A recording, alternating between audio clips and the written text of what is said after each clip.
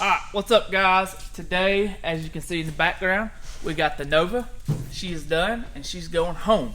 So we're going to do a little wrap-up video today, kind of go over everything that we've done on this thing and just let y'all see and like I said, give y'all a few details on it. But to be honest with you, it's been one of my more favorite projects that we've had in here in a while. I think Derek could say the same thing. I enjoyed it.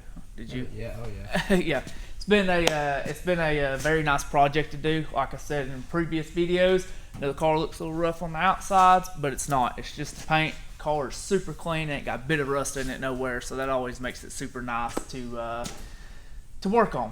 To start out, give you a little rundown of what the car is. Not gonna give y'all a whole lot of details on the combo, motor combo, and stuff like that because he does grudge race with the car a little bit and does some street racing, so I don't want to give y'all too much information on it. But it's a '73 Nova,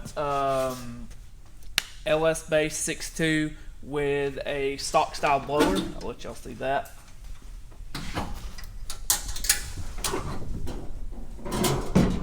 As you can see, super clean up underneath the hood, but very nice, very simple setup, and this thing makes for a great street car. He drives this car, I mean, absolutely everywhere. He puts a ton of miles on it, but he also does a lot of the street car races that we have here locally, and so like I said, that's kind of why I don't want to give too much details on what the car's been, but if you see the car on the street, I wouldn't mess with it. That's all I'm gonna say. It works really good, and like I said, it's a really good street car. So, kind of go over it from there. It did have an overdrive transmission in it. I do believe that he went ahead and put a power glide in it to help with the racing aspect of it over the overdrive. Other than that, 8.8 rear end, good 35 spline axles, spool. Pretty standard in the back, cow tracks. It's got all matte Funkhausers rear suspension components in it and everything. Long travel up front. So, car has a lot of nice pieces on it. He does have a drag setup, a drag pack setup for it whenever he does go and race. But this is his street driving setup. So, I mean, honestly, the car don't look like a race car at all. I mean, it really isn't a race car, but it don't look like it would be much of nothing. It's got full exhaust with tailpipes on it, so it's not like it's crazy loud or anything like that. So, like I said, super good street car / sleeper race car. But with, like I said, car's super fast, so with that being said, we needed to address some safety stuff with the car. So as you can see, he gutted the car, brought it to us, and we ended up doing a full 10-point in this car with some extra bars that he wanted that we went ahead and put in there. That way, once he gets ready, we can convert this car over to 25.5 very easily. The car will slowly progress over the next year or so, so we're trying to plan in the future. That way we didn't have to cut anything out or anything like that, because if you do a 850 cage, like a 10-point 850 cage to the specs, some of the bars are too small to be in a 25.5, so we always ask customers if they ever plan on upgrading to 25.5, and if they say yes, we go ahead and change that smaller diameter tubes to the right size diameter and wall thickness tubes to be converted over.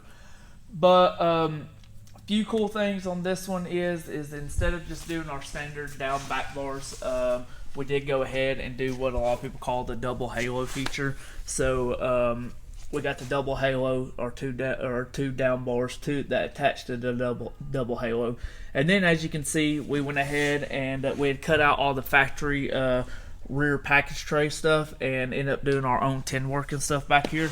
Turned out super clean. The car is going to get all the interior put back in it. It'll get all the carpet. He's gonna fix the dash has some rust in it. That's why we just went ahead and cut it out. But he's got a new dash for it. He's gonna fix the dash, put it all back in. It'll get front seats, and he is gonna go ahead. He is gonna put a custom set of back seats in it. So whenever you see this car, it's gonna look completely factory. And I don't know if you can tell from the videos, but whenever you're standing from the side, especially once all the windows and stuff get put in it, you can't see the cage inside this car at all. So that was kind of cool. That was one big thing that he wanted. He don't want it to look like a race car per se, but super happy with the way that the inside of this thing has turned out. Open that door up. Yeah. So like I said, it's just this is honestly one of my favorite cages that we've done in a car in a very long time. It just turned out really good. It's really clean. As you can see, all the door panels there, like I said, he stripped the car. All the door panels are going to fit. All of his factory handles will work. Factory dash is going to go back in it. He will be putting a headliner back in the car. So the headliner will be in. All the trim pieces will go back in. That's what the blue tape here is for too. All your quarter plastics go in, your lower quarters and your upper quarter plastics, and then all the trim around the headliner. So like I said, whenever he gets this thing all put back together, it's going to look like a legit factory car on the inside. And once he paints the cage and gets the windows in it, you won't even ever see the cage inside the car. So I'm pretty happy with it. I think Derek's happy with the way everything turned out. So but we're going to move on to the back side of the car because we did a little bit more in the back side. Like I said, we're trying to prep this thing for the future. That way we have to cut as little out as possible whenever we start doing some more upgrades to this thing. But as you can see in the rear, car does have a lot, not a whole lot, but for a 10-point, it's got a lot of bars in the rear of the car. The purpose of this, and one reason why we cut all the floor pan out back here, and why we did cut out most of the factory package tray and rear firewall, was because he eventually wants to 4-link this car. So in doing that, you're going to have to cut some stuff out anyways. So while we was back here, we went ahead, cut everything out that we knew needed to come out of the car. And one thing too is we had a couple other cars here that we could do some measuring off of that are 4-linked and everything. And we went ahead and placed all of our bars to where nothing has to be cut and everything's already set to where it needs to be. So like this bar right here will be the anti-roll bar mount and the coilover mount, and it's in the exact location that it needs to be for the coilover mounts and everything like that. We did all the measuring and everything from the center of the rear and back, got all of our spacing right, our height right, and everything like that. So obviously it'll still be a lot of work once we get ready to 4-link this thing, but it'll definitely save a lot of time in that aspect. Like I said, you can see this thing's got full exhaust on it, ran all the way back. But one thing that I know the customer is the most excited about is we ended up building this custom fuel cell that you see here. One of the big things that did just have one of the generic 15-gallon big square thick tanks stuck really high up in the back of the trunk, and then it also hung down super low. So we made a fuel tank that was more of a rectangle and thin, and obviously we did some measuring, taped everything out, and once you put the bumper on the car, you will not be able to see this fuel tank at all in here. And it also does, once he figures out exactly what he wants to do, he sheet metals this back here, he'll still be able to use the trunk if he wants to, still plenty of space inside of here. I know there's bars and stuff in here, but there's plenty of space in here for him to actually utilize the trunk area if needed. But pretty standard fuel cell. I know in the last video Derek put up some pictures, but there is a baffle system in here. That way whenever he's racing and stuff like that, he don't have fuel sloshing around and everything.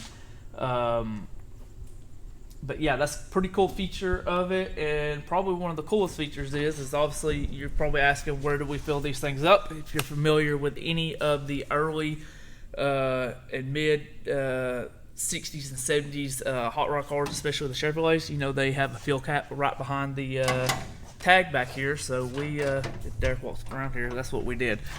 He's got to put the bracket stuff back here, but yeah, this is how you fill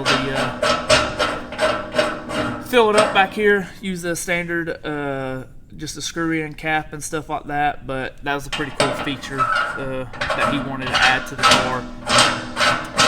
Screw that thing in before I keep talking, it's a little loud. But yeah, it's a pretty cool little feature of the car. Really happy with the way that this turned out, and like I said, he does drive this car a lot, so we was able to go from that 15-gallon cell that he had to where this is right at a 22-gallon cell.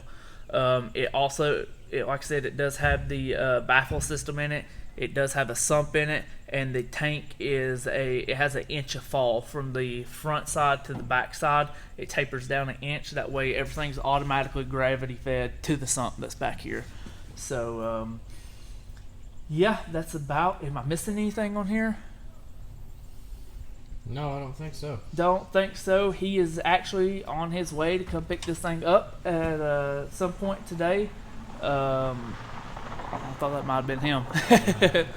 But, yeah, he's going to come pick this thing up today. He's got a lot of work ahead of him, but, I mean, I know how he is, and he'll have this thing done in no time. He is going to rewire the car completely. It's on a Holley Terminator and stuff like that, but he's going to rewire it. He's got a little bit of plumbing he'll have to fix just to utilize the new fuel cell.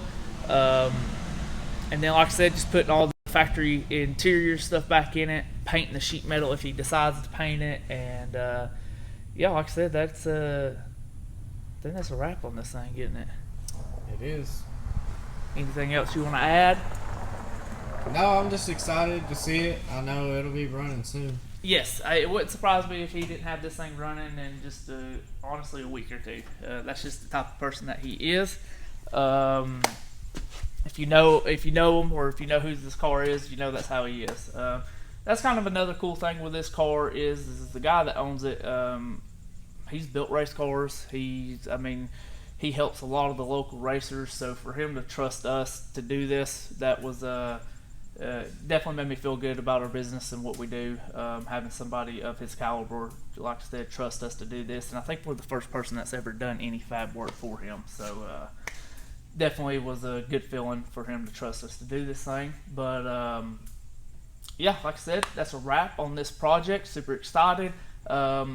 He's a super cool guy, so I'm sure whenever he gets it running, he'll either drive it over here and we can get some good videos of it like that, or he'll have it at the track here soon and we can get some videos of it at the track. But that's a wrap for this video on the Nova, and yeah, that's about it. Should be it, shouldn't it? Yeah. I'm trying to think. We've got a lot going on this week and the next couple of weeks, so I'm a little scatterbrained right now, but I think that's it. That's it. Just like, subscribe, get some merch. Yeah, yep. We got merch. So best way to hit us up is on Facebook, Instagram, or on YouTube. You can hit us up. We will have the website up here soon, but we have the white logo shirts anywhere from a small all the way up to a 3X right now, all in stock. But appreciate you guys, and we'll catch you on the next one.